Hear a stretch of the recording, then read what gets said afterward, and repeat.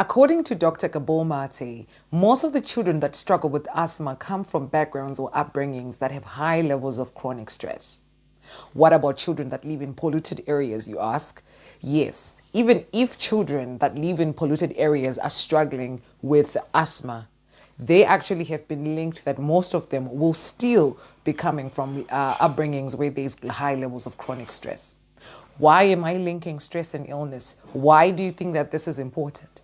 Let's even go a step further. Do you know that the inhalers that people who have asthma use are actually artificial stress hormones, cortisol and adrenaline?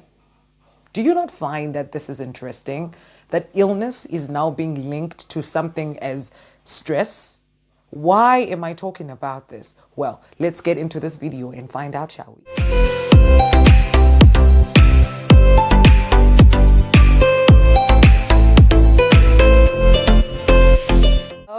Hello everyone. Today I am going to be showing you the physical impacts that stress has on our bodies. All right. When you visit the doctor, some of the things that they begin to do to you is they will check your temperature. They will check your BP. They will check your cholesterol level. They will check your sugar level. They will check your heart rate and your respiratory rate. Because the doctors know that there is a range that a healthy human being is supposed to be in. However, if the blood pressure is high or low, or the heart rate is high or low, they can begin to pinpoint where the problem is. When you are going through stress and now you have moved from just being affected on a short-term basis and now that thing is persistently stressing you for 3 years, 5 years, 10 years, you are going to begin to develop health complications. The first thing that you might begin to see is this: heart disease.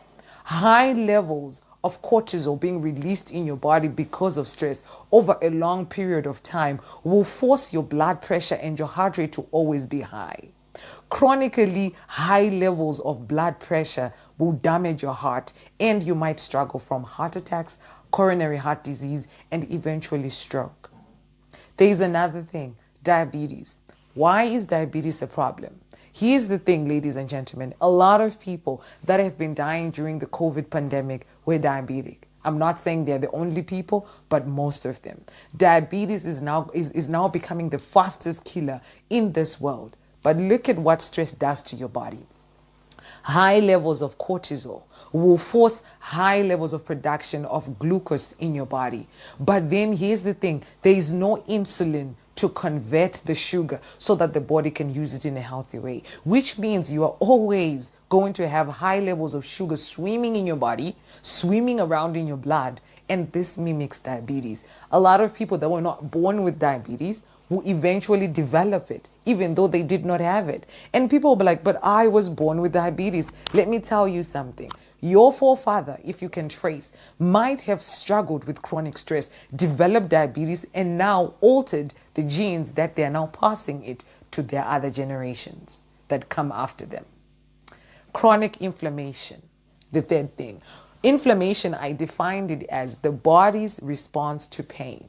So whenever you are injured, you are going to see things like redness, swelling. You're going to feel pain because your white blood cells, your soldiers of your body, are going there to begin to repair whatever damage that is happening. So when you are going through stress and cortisol is released, your soldiers stand at attention, waiting to repair whatever damage that is being there. But then if it does not find any injury, but then it's constantly being activated, this means it will begin to attack healthy tissue. Have you ever seen people that struggle with arthritis?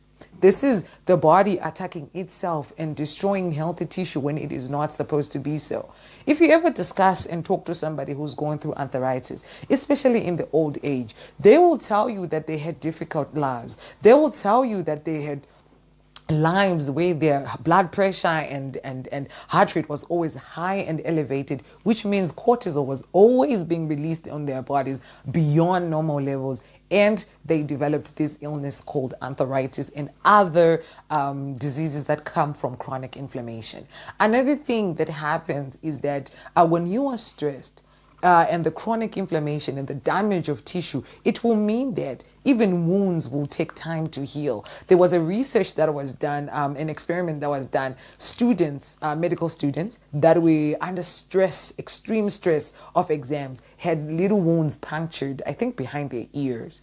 And then these wounds took 3 times more to heal than when they were during, going through vacation and they were relaxed and they did not have stress, which shows you that when you are going through stress and chronic stress, it means that your body eventually will struggle to heal wounds because its inflammation response has been damaged. A person can even begin to develop infections because of wounds that are taking time to heal, and they can even begin to develop cancers.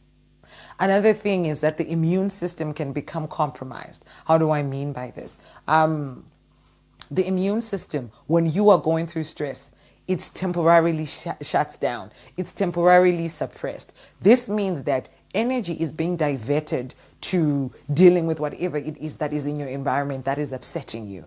You are fighting with your boyfriend. You are at work and your boss is stressing you. Your body is just assuming that there is somebody who's coming to try and kill you. It cannot make a difference and say, oh no, it's just the boss. It is not a bear. So now the immune system that is supposed to be dealing with things like fighting infection for you, fighting things like viruses and colds that are coming into your body, they have now been dampened. They are focusing on stress, which means when you struggle with things like flu or whatever virus or infection that comes your way during chronic stress, you are going to struggle to deal with those things. So you'll find that people might even begin to develop illnesses that they did not have during chronic stress because of the fact that the immune system is now being suppressed. There is no time to be dealing with, the body will say there is no time to be dealing with a cold if a person is under duress. You see that? Another thing that a person can struggle with is ulcers, irritable bowel syndrome, which is IBS, and other gut complications. A lot of times when Dr. Hans Selye was conducting his experiments with the rats, when he would induce a stressor on maybe like heat or cold on a rat, he would discover that the outer lining or the inner lining of the gut, your intestines and your stomachs, had lacerations and perforations, which will become to known as ulcers. So this means that a lot of people that are struggling with ulcers, acid issues, acid refluxes, IBS, which is irritable bowel syndrome, if you are actually going through chronic stress, that could be the problem. That could be the root problem. Have you ever just had the strange feeling when you are scared of something that is happening in your gut? There is actually a connection right there. Another thing that a person can struggle with is called osteoporosis, which is bone disease. Osteoporosis is when your bones become weak and brittle. Over time, high levels of cortisol, which have bone thinning, immense bone thinning qualities, will mimic or will lead you to have bone struggles and bone issues because cortisol thins bones, and it is not healthy for your body to continuously be pumping out cortisol on a day-by-day basis. I am not trying to scare you people. I am not trying to frighten you or blame you that you are the one who's making yourself sick. But I am trying to show you that some of the things that are developing on us or in us, they are coming to us because of our lifestyles, because of stress, because of our emotional well-being, and because we never pay attention to the fact that our emotional well-being is actually also important. A lot of people just exercise. A lot of people just want to eat healthy, but then they never focus on the psychological diet that they have on a day-by-day basis. They never pay attention to what is going on and what is coming in and out of them. The last thing that I actually want to focus on is the reproduction system. People, please pay attention to this. If there are people that are struggling to have children, if there are people that are struggling to give birth or get pregnant, or if a male is struggling to make his woman pregnant, the problem might be stress. A lot of times when a person is going through chronic stress, the body has no time. The body reasons like this. We are being chased by a thief who's trying to kill us. We are being chased by a bear that is trying to kill us. We have no time to be making babies and having sex right now. Even though there is no lion or thief, it is just maybe work that is stressing you. And now for 5 years, for 10 years, it is just something that is constantly going through your mind. Your reproduction system is going to be affected, which means the production of hormones that are very important to your ovulation cycles and things like that, like estrogen, progesterone in women, are going to be affected, and you'll find that that is going to be suppressed. A lot of times, some women even say when they are stressed, they do not go to their period, or some begin to have excessive periods and excessive cycles. In males, the stress response that is now being noticed is that men struggle with erectile dysfunction. Men will struggle with impotence. So people, let's pay attention to the things that we're doing to ourselves. Let's pay attention to whatever it is that is in our environment so that we begin to find solutions. Sometimes I don't like medicine because it is also filled with all these artificial hormones, like it is filled with cortisol and adrenaline, and most of this medication even brings more complications.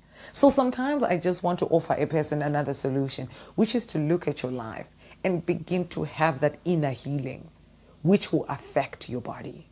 All right. I think you'll probably be feeling a bit overwhelmed right now. But then let's just look at what all these things mean, what the implication of these things mean. Let me read something to you, okay? There is an approach in the medical field that is now being termed biopsychosocial approach. Let's find out, what is this? The biopsychosocial approach, this is whereby the biology of the human being cannot be separated from the social and emotional well-being of that particular person. Your health changes not only biologically, but your inner thoughts and feelings and the society around you that influences your perception and determination of your health. This approach considers biological, psychological, and social factors and their complex interactions in understanding health, illness, and healthcare delivery. The biology of a person can be altered because of the demands that are being placed on it. And guess what? The body is going to always keep score of whatever it is that you do to it. Sometimes you do not even see it. Sometimes we see people walking on the street and we think that they're healthy. Have you ever just heard of situations or instances where unongonzi ningadona, but they were healthy, ninga ate a heart attack, so and so just stroked? Most of the times, if you trace this illness, it is coming from stress complications. Let's begin to pay attention of our psychological diet. What are we feeding ourselves on a day-by-day basis? Because guess what? If the body keeps score of whatever it is that happens to it, eventually illness is going to be imminent. Illness is a teacher. Let me repeat that. Illness is a teacher, because even if you want to hide the fact that you have diabetes, eventually the symptoms will show. If a doctor examines you and you say, no, I'm healthy, but your symptoms are pointing to cancer, you have cancer. A lot of the times people can pretend and act as if nothing is happening around them. And this is not about blaming anybody. This is about beginning to have us be primed to be self-aware and to begin to take charge of our lives. You are not just a helpless spectator on your health. You are not just somebody that is taking on a sideline to death and illness, because death and illness, they love one another, because illness is the biggest client of death, because once it ravages your body, it is sending you to the grave. That is its ultimate purpose. And one of the things that you also have to know, illness is not an entity in itself. It is not a powerful thing that is gifted to you because you are a bad person. It just takes advantage of your lifestyle, because eventually what it does is it reveals, it unravels a person's lifestyle to a certain extent. Here's what it does. It is a parasite that takes advantage of your lifestyle choices. If they are bad, if you're a person who's always chronically stressed, then illness will love you, because it knows that stress will feed to it, and then eventually it will feed you and take you to the grave.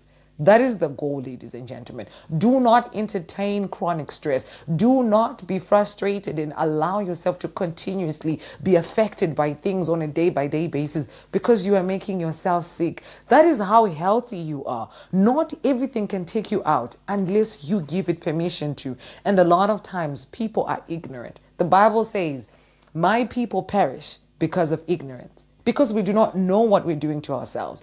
The body is recording day by day, and 10 years later, 25 years later, you are now at a state whereby even if you want to reverse anything, it is now too late. Let us not get to that stage, ladies and gentlemen. Let us not get to that state whereby now we are just struggling and on stage 4 and stage 100 of every single thing that is happening in our lives. You are not a spectator. Illness is a process. You can take part in just preventing it from being in your body. It sounds easy. It sounds as if I'm just saying, oh no, just let go of things. But I just want to give you one motivation for you to begin to pay attention to what is happening in your body. Please listen to this video over and over again. Please share it to as many people as you know. We will get to dealing with stress, but then next week I'm going to show you the emotional aspect of stress. Let me stop here. Okay, let me not overwhelm you some more. I thank you so much for watching my video. I thank you so much for the support. I will see you all next time. Cheers.